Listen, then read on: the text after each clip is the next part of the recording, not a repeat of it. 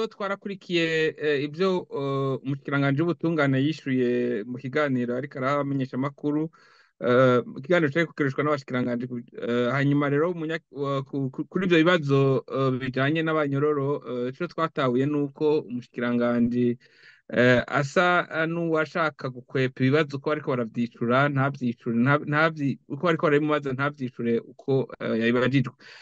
Aho twavuga cyane cyane kuri ibi bijanye n'abanyororo usanga barahejeje iminyororo abandi usanga barejejwe n'ubutungane mugabo bikagaragara ko abandanya bapfungwa atamutahe n'umwe kimupfunzi aha murumva ko ata dosiye bikiriho heka mbere hariho n'abandi usanga umukuru w'igihugu yaragiriye ikigongwe bapfungiwe mu kigwi kinini hanyuma akavuga ko bahaye ikigongwe mugabo nabo nyene bakabandanya bapfungwa. Twebwe rero ico twumvise nuko uwo mushikiranganje asa n'uwakwepa ikibazo akaja gusigura ku bijanye n'amategeko mugabo afatiye ku byo twokwita ama exception mugabo la règle ikivuga nuko umuntu yategerezwa kwidegemvya ivyo gupfungwa biza mu bihe bidasanzwe. Rero umuntu wewe aba yarekuwe n'ubutungane ntibitahuritse ukuntu yoguma mu munyororo.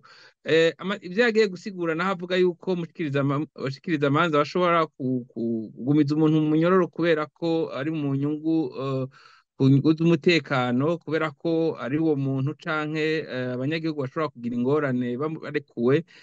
Ivyo twebwe dufata ko ari ibintu bishobora gushikira abantu bake cyane kandi ivyo tumaze kubona nuko ibiriko biraba usanga ari ingingo zifatwa ku banyororo bakurikiranwa ku manza zifatanye isano na politike. Abo nibo niyo batsinze urubanza amategeko avuga yuko baca barekurwa mugabo bitigira bija mu ngiro.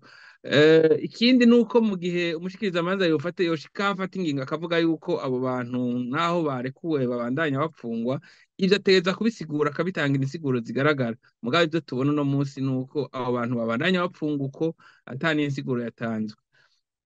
Ku bijanye n'ivyo kwivuza ko banyororo ikibazo cari kimubajije caragana abantu cane cane umumenyeshamakuru Florian Irangabiye mugabo tukabona ko mu nyishu yatanze yashatse nko gusigura ukuntu abantu baronka urusha rwo gusohoka hanyuma ntiyavuga cane cane kuri abo batwara amabohero bashobora kubuza umuntu gusohoka kwivuza kandi yahawe uruhusha n'umuganga kuko wewe ibyo mukwishura abona ko yabizunguruka agasa no kuvuga yuko abo bantu aribo baba bashaka kwitorera abaganga mugabo ataba muganga asanzwe akurikirana abanyororo aba yamuhaye ubwo burenganzira bwo ashobora kuja kwivuza.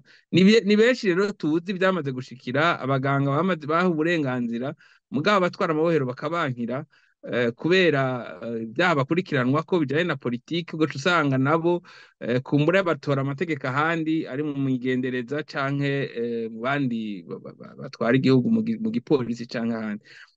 Twebwe rero tubona yuko umushikiranganje kumbure sinovuga ngo ntiyari afise inkuru zikwiye mugabo yarirengagiza akareka kwishura ku kibazo. Aha mbere twovuga yuko hariho n'abantu bamaze kugandagurika bamaze gupfa baguye mu mabohero kubera ko bafashwe minenegwa n'ubwo bakimwa ubwo burenganzira bwo kuja kuraba abaganga canke batware kwa muganga hakiri kare. Gahebuza rero ni ku kibazo kijanye n'umunyororo yitwa Christian Butoyi bagirije ababikira biciwe mu Kamenge. Uwo ukabona ko uno munsi asa n'uwemera yuko umuntu agwaye mugabo agasa n'ushaka kwerekana yuko ivyo bintu vyashitse iyo ngwara yamufashe ari mu munyororo.